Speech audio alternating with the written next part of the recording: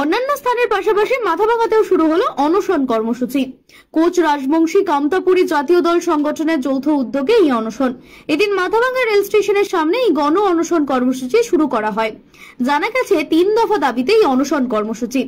দাবিগুলির মধ্যে রয়েছে সংবিধানের কাঠামোর মধ্যে পূর্ণাঙ্গ পৃথক কামতাপুর বা বৃহত্তর কোচবিহার রাজ্যের পুনর্গঠন, অসম, উত্তরবঙ্গ ও বিহারে বসবাসকারী কোচ রাজবংশী সম্প্রদায়ের জন্য তপশিলি জাতি অর্থাৎ এসটির মর্যাদা, কামতাপুরী রাজবংশী ভাষার 8ম তপশিলে সাংবিধানিক স্বীকৃতি এবং জীবন সিংহের সঙ্গে কেন্দ্রীয় সরকারের শান্তি চুক্তি দ্রুত সম্পন্ন। অনশন মঞ্চ থেকে জানানো হয়েছে, আমাদের ন্যায্য অধিকার আদায়ের জন্যই এই 100 ঘন্টার হাঙ্গার স্ট্রাইক। সরকার আমাদের দাবি পূরণ না করলে আগামী দিনে আরো বৃহত্তর আন্দোলনের পথে হাঁটব। কামতাপুর কি জয়! We want peace record, peace record, peace record. We want peace record, peace record, peace record.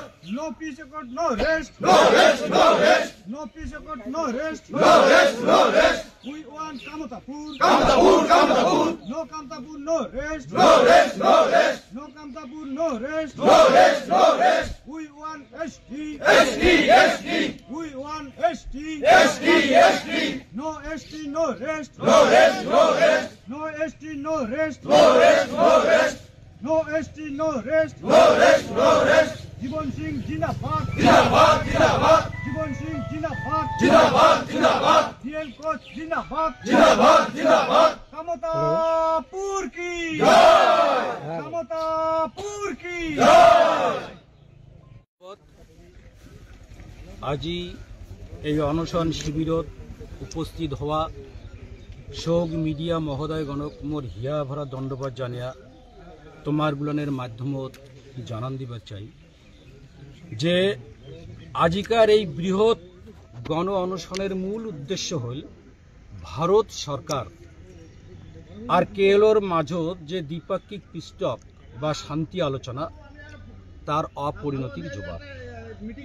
যেহেতু 2023 সালের 17 জানুয়ারি ভারতের মহামহিম প্রধানমন্ত্রী, স্বরাষ্ট্রমন্ত্রী আরও আসামের মুখ্যমন্ত্রী উমরাগুলা নিজেই কেএলও অধ্যক্ষ মহামণি জীবন সিংহ কোচ আরও কেএন অধ্যক্ষ মহামণি ডিএল কোচ ডাঙ্গুরিয়া দয়ক শান্তি আলোচনার বাদে ডেকে আনিছে আর সেটা সম্পন্ন করেছে দাবি সমেত। যেমন রাজ্য হিসাবে পৃথক কামতাপুর বা গ্রেটার কুচবিহার রাজ্য পুনর্গঠন, কোচ রাজবংশী জনগোষ্ঠীর জনজাতিকরণ, আরও ভাষা হিসেবে কামতাপুরী রাজবংশী ভাষার সাংবিধানিক স্বীকৃতি।